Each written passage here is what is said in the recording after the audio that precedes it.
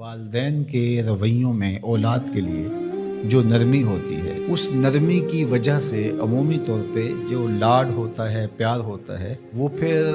انسان کی طبیعت کا حصہ بن جاتا ہے، اور اولاد جب بڑی بھی ہو جاتی ہے تو وہ والدین کو اسی طرح سے ٹریٹ کرتی ہے، جبکہ اس کو یہ سمجھنا چاہیے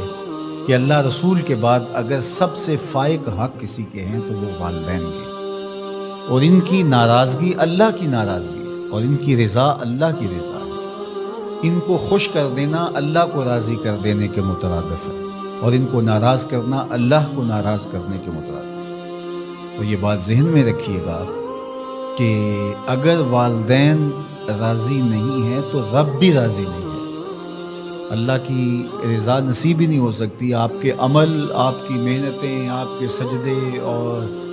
آپ کی عبادتیں، ریاستیں، چلہ کشیاں، یہ کچھ کام نہیں آتی اگر والدین راضی ہیں۔ تو والدین کو راضی رکھنے کی ہمارے دین نے ہمیں تلقین فرمائی کی۔ اور یہ بھی آپ کو میں بتاؤں کہ کچھ اعمال ایسے ہیں کہ جن کی جزا اور سزا آخرت میں دیکھنا ہوگی، لیکن کچھ اعمال ایسے ہیں جن کی جزا اور سزا دنیا میں بھی بندہ دیکھ کے جاتا ہے۔ ان میں سے ایک عمل والدین کی فرما برداری ہے۔ جو والدین کا فرما بردار ہو، آپ اس کی پگڑی کا کلس کبھی نیچا ہوتے نہیں دیکھیں گے، اور وہ گناہ جس کی سزا آخرت میں تو ہے ہی ہے، دنیا میں بھی ضرور ملتی ہے، وہ والدین کی نافرمانی۔ اس شخص پہ نشان لگا لے جو ماں باپ کا بے ادب اور گستاخ ہو، آپ اس کو دنیا پہ بھی رسوا ہوتا پائیں گے، دنیا پر بھی وہ سرخرو نہیں ہو سکے گا۔ دنیا کے اوپر جتنے لوگ بھی سرخرو ہوئے ہیں، کامیاب ہوئے ہیں، چاہے وہ مسلمان ہیں چاہے وہ کافر ہیں، آپ اگر ان کی تاریخ پڑھیں تو آپ کو نظر آئے گا کہ ان کے پیچھے ان کے والدین کی دعائیں ہیں۔ اگر والدین کی دعائیں نصیب ہیں تو انسان سرخرو ہوتا ہے، اور اگر والدین کی دعائیں حاصل نہیں ہو پاتی تو محنتیں بھی انسان کی عکاس چلی جاتی ہیں۔ تو یہ وہ نیکی ہے، یہ وہ عمل ہے کہ جس کا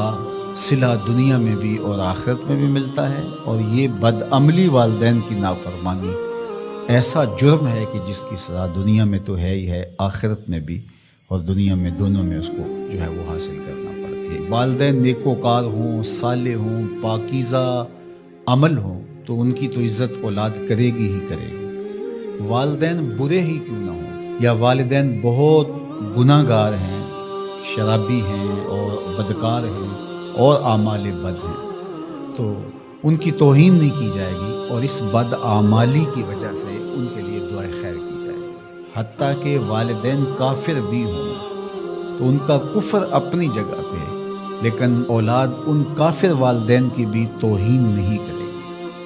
ان کے ساتھ وہ حسن سلوک کرے گی والدین ہونے کے ناطے سے، اور نیکوکار ہوں، صالح ہوں تو پھر ان کے تو حقوق اور زیادہ عائد ہو جاتے ہیں۔ تو ماں باپ کے ساتھ ہمیں حسن سلوک کرنے کی تلقین کی گئی ہے۔ اچھا، یہاں اولاد کے لیے کبھی مسئلہ بن جاتا ہے، ماں کچھ اور کہہ رہی ہوتی ہے اور باپ کچھ اور کہہ رہا ہوتا ہے، اب اولاد کس کی اطاعت کرے؟ ماں کا حکم الگ ہوتا ہے اور باپ کا حکم اس سے مختلف ہوتا ہے، دونوں کے حکموں کو ساتھ لے کر اولاد نہیں چل پاتی۔ اب کیا کریں؟ علماء نے لکھا کہ پہلے تو ماں باپ کو ہی چاہیے کہ اولاد کو مشقت میں نہ ڈالے، کہ ایسا حکم دے کہ اولاد پھنس جائے کہ ماں کی بات مانو یا باپ کی بات مانو، ایک کی اطاعت سے دوسرے کی نافرمانی لازم آتی ہے تو بڑا مشکل مرحلہ ہو جاتا ہے۔ تو والدین کو اتنا خیال اور اتنا لحاظ رکھنا چاہیے کہ ان کو مشقت میں نہ ڈالے، ایسا حکم نہ دیں جو وہ بجا نہ لا سکے، جو ان کے لیے پورا کرنا مشکل ہو۔ اور بالخصوص ماں باپ کی لڑائی کے اندر اولاد جو ہے وہ پس کے رہ جاتی ہے، ماں کی بات مانی تو باپ ناراض، باپ کی بات مانی تو ماں ناراض۔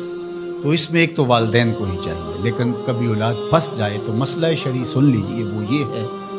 کہ گھر کا حاکم جو ہے وہ مرد ہے، تو اگر ماں اور باپ دونوں کے احکام آپس میں ٹکرا رہے ہوں تو حکم مقدم ہوگا باپ کا، تو اولاد کے ذمے باپ کے حکم کو ماننا ضروری ہے، لیکن خدمت میں مقدم ہوگی ماں۔ جب باہر سے بچہ آتا ہے تو کھانے کے لیے یا کوئی چیز یا رات کو ٹانگیں دبانے بیٹھتا ہے تو خدمت میں مقدم ماں ہوگی، لیکن حکم کی تعمیل میں مقدم باپ ہوگا۔ تو شریعت اسلامیہ نے ہمیں یہ حکم دیا، چونکہ خدمت میں یہ جو حدیث میں نے آپ کے سامنے رکھی ہے، تو صحابہ نے حضور سے جب پوچھا کہ ہمارے حسن سلوک کا سب سے زیادہ مستحق کون ہے، تو فرمایا اماں کا، تیری ماں۔ پھر کہا ثم من، پھر کون، تو پھر فرمایا اماں کا، تیری ماں۔ پھر تیسری مرتبہ پوچھا تو فرمایا تیری ماں، اور چوتھی مرتبہ فرمایا ابا کا، تیرا باپ۔ تو اس اعتبار سے خدمت میں ماں مقدم ہے، لیکن تعمیل حکم میں باپ مقدم ہے۔ تو باپ اور ماں یہ اللہ کی رحمتوں کے دو روپ ہیں۔ اللہ نے باپ کے سینے کے اندر بھی ایک اولاد کے لیے محبت کا جہاں آباد کیا ہے، اور ماں کی ممتا اور ماں کا پیار اور ماں کی الفت، یہ تو ایک کائنات ہی الگ ہے۔